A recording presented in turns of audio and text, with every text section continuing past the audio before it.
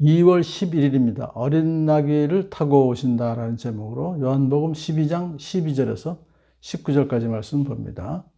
예수님께서 이제 베다니에서 잔치상 저녁 때 잔치도 이제 참여하시고 하룻밤 묵으신 다음 날 예루살렘으로 이제 떠나셨어요.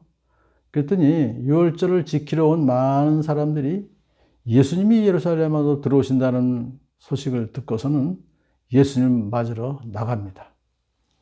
이 무리 가운데는 예수님을 이미 보았거나 전에 들어서 아는 사람들을 상당수 있었고요. 또한 예수님이 죽은 나사로를 살리셨던 그 기적의 현장에 있었던 사람들도 물론 있었죠. 어쨌든 이 무리 가운데 많은 유대인들은 예수님이 행하셨던 많은 표징들을 통하여 예수님이 메시아이심을 확신하고 있었습니다. 그래서 그들은 이미 준비했던 종려나무 가지를 꺾어 들고 예수님을 맞으러 나갔던 것입니다. 이 종려나무 가지를 들고 예수님을 열렬하게 환영했다는 것은 예수님을 왕으로 그들이 환영했다, 그런 뜻입니다. 왜냐하면 그 당시에 종려나무 가지를 흔드는 것은 개선장군이나 왕의 승리를 칭송하고 찬양했을 때 그 종려나무 가지를 흔들었어요. 그들은 메시아이신 예수님이 이스라엘을 로마의 손에서 해방시키시고 다윗 왕 시대의 영화를 회복하여 자기들에게 평화와 번영을 가져다 주시라고 기대하면서 확신했던 것입니다. 자, 그렇게 열렬하게 예수님을 이제 환영하면서 호산나 주의 이름으로 오시는 이에게 복이 있기를, 이스라엘 왕에게 복이 있기를 하고 외쳤습니다. 호산나라는 말은 이제 구원하소서라는 말이죠. 그 메시아를 찬양하는 말이고요. 자, 그래서 여기 예수님을 하나님께서 보내신 분이다, 주의 이름으로 오시는 분이다, 메시아라는 얘기죠. 그리고 더군다나 이스라엘 왕이시다, 그렇게 그들이 이제 환호하는 것이었어요. 자, 이제 그들은 예수님을 자기들을 구원해 주시는 메시아로서 그렇게 이제 환영했던 것인데요. 예수님께서 어린 나귀를 타고 오셨다는 것은 좀 특이한 많은 사실입니다. 왜냐하면 보통 왕은 백마를 타고 이렇게 오게 돼 있어요. 근데 위풍당당하게 아주 굉장히 멋있게 오시는데 어린 나귀를 타고 겸손하게 어떻게 보면 초라하게 오신 거예요. 근데 그것은 스가랴 선지자 예언이 성취된 것입니다. 스가랴서 9장 9절을 보게 되면 도성 예루살렘아 환성을 올려라. 내 왕이 내게로 오신다. 그는 온순하셔서 나귀 새끼인 어린 나귀를 타고 오신다. 그렇게 예언이 되어 있었는데 그것이 지금 이제 예수님께서 어린 나귀를 타고 입성하신 것, 그것은 바로 그 예언의 성취인 것이죠. 그런데 이것은 예수님 자신이 하나님이 보내신 아들이심을 보여준 것이며 또한 동시에 예수님은 군중들이 기대하고 기다리는 그런 정치적인 메시아, 군림하는 왕으로서의 메시아가 아니라 겸손한 목자로서의 메시아이신 것이다 하는 것을 보여준 거예요. 제자들은 처음에는 그 스가랴 9장 9절 말씀을 깨닫지 못했어요. 그런데 예수님께서 영광을 받으신 뒤에야 이것이 예수님을 두고 기록하는 것이구나, 또 사람들도 그에게 그렇게 대하였다는 것을 회상하게 되었어요.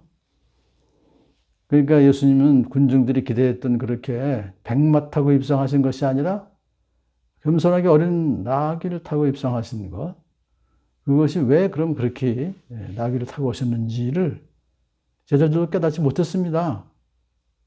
그러니까 3년 반 동안이나 예수님과 동고동락했던 제자들마저도 그것을 깨닫지 못했다고 하면 호산나라고 외치면서 수많은 사람들이 환영했었는데 그 수많은 군중들은 더욱더 그 의미를 이해하지 못했던 것입니다. 제자들은 그 의미가 무엇인지를 나중에 예수님이 영광을 받으신 후에야, 그러니까 예수님이 부활 승천하신 후에야, 더 정확하게는 마가의 다락방에서 성령 임하신 그 후에야 제대로 깨달아 알게 된 것이죠. 자, 또 예수님께서 무덤에서 나사로를 불러내어 죽은 사람들 가운데서 살리실 때에 함께 있던 사람들이 그 일어난 일들을 증언합니다.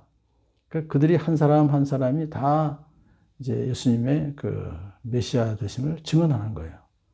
그들은 상세하고도 확신 있는 증언으로 예수님의 이름을 더욱더 자세하게 많은 사람에게 전하게 되었어요. 계속해서 그들은 예수님께서 베다니에서 행하셨던 그 놀라운 이적을 공개적으로 증언해서 더 많은 사람들에게 알려지게 되었습니다.